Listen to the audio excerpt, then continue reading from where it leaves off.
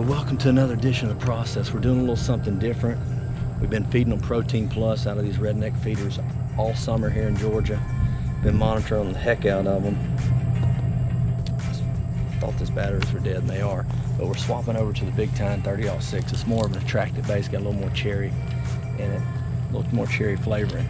And we're going to keep putting that out. We don't really typically hunt over, even though you can. In Georgia, we don't hunt over our feeders. We don't want that to be a danger zone for the deer. And we really don't even hunt over the feed, but because you can bait, we like to keep these deer in the center of our property. So we got a really big deer right up here, Mr. Mumbles. We got him 2 or 3 times in the last week in daylight. It's the biggest deer on the farm, oldest deer on the farm, maybe too, real massive. The frame's got a lot smaller, but we're gonna try to put out a couple more cameras right there on him and see if we can see exactly what trail he's coming in, because we got a redneck there, a redneck about 200 yards that way, and a couple of stands right in the middle locked on. So we might double team him Saturday evening, Lord willing. There's all kind of tactics and stuff you can do on early season whitetails, but unless you can get something a little bit lower than 100 degrees, which is what we've been getting the last week or so, it's really tough. But what we're gonna do is, we got the best thing in the nation right now to hunt over, and that's them sawtooth oaks, and they're dropping like crazy. So you cannot get a better food source. So we're just gonna try and intercept them coming off the fields in the morning, go into the fields in the evening. We're gonna go check them right now and look at how much they're dropping, kind of where most of the tracks are, most of the droppings, the holes, and you'll be able to tell what sides, which orchards are hitting the best. So let's check them out. One thing about these Toyotas, they are quiet. Oh, he's already in here. My dad's already in here. We called him. We called him. Did he come by us? Yeah. Oh, he did? Come into here, we've been getting pictures of Mr. Mumbles. Somebody done beat me to it. That deer's old. I killed a big one last year, so it's my dad's turn to kill a big one here. But I think he's checking out this stand. That's the problem. We don't get down here much, and when we do, it's never the right time to work on stands or whatever, feeders. What we got going on? What you think? I don't know. Put a bag of feed out right here and see if he'll show up. We need a camera though. My battery's dead. How long have they been dead on that one? A day or two. Put a bag out here, see if he shows up. Maybe you get a good southeast wind. Use a lot of nose jammer. Is this where you might have a chance. Is this where you've been feeding? Yeah.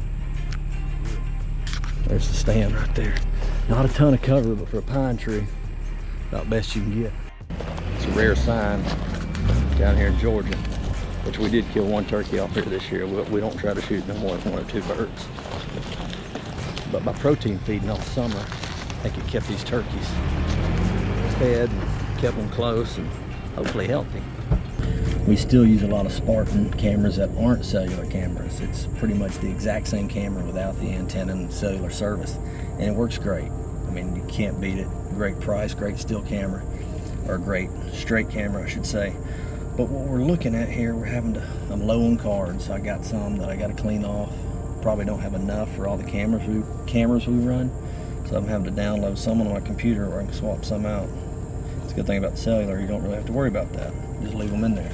Cameras off of mineral holes and put them on time lapse on food plots and sawtooth acorns, the whole shebang.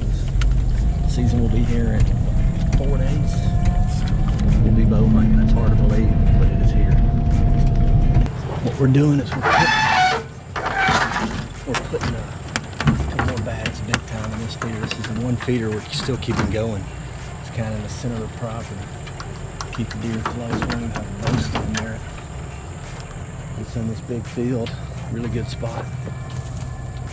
We got about 1/4 of our food plots mowed, and we're gonna get them sprayed this weekend. And we don't try to plant here till end of September, 1st of October, just depending on when we really get moisture. But as far as having food on the ground right now, it would be, you're competing with sawtooth oaks. It's just wasting your time. Plus, anything before September 15th, we've always had trouble with armyworms, wasting your time.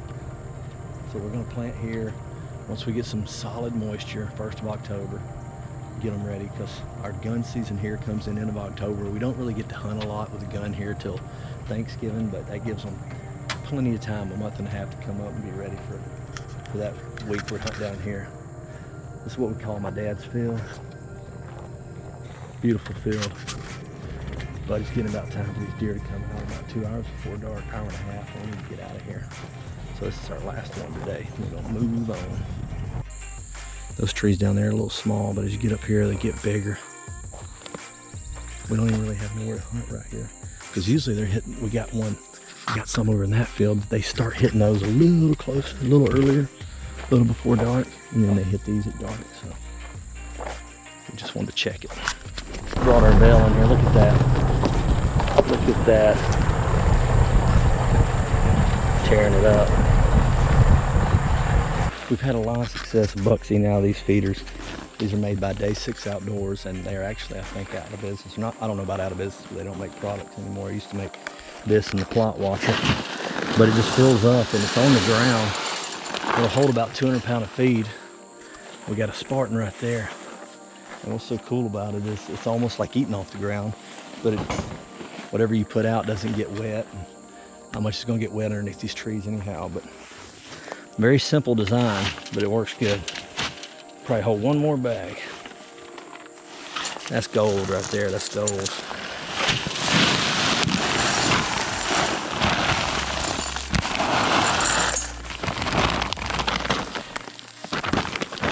If you're feeding that stuff, just hope and pray your neighbors aren't.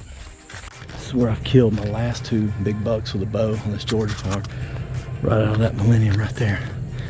But over time, this was an alfalfa, and it slowly died. Or it didn't slowly die, it just got sparse and sparse. But these persimmons is why I've killed them, but these have slowly died. I hardly have any left. That's some biologic summer protein peas, and they done well, but the weeds overtaken them. We didn't spray them, that was our fault.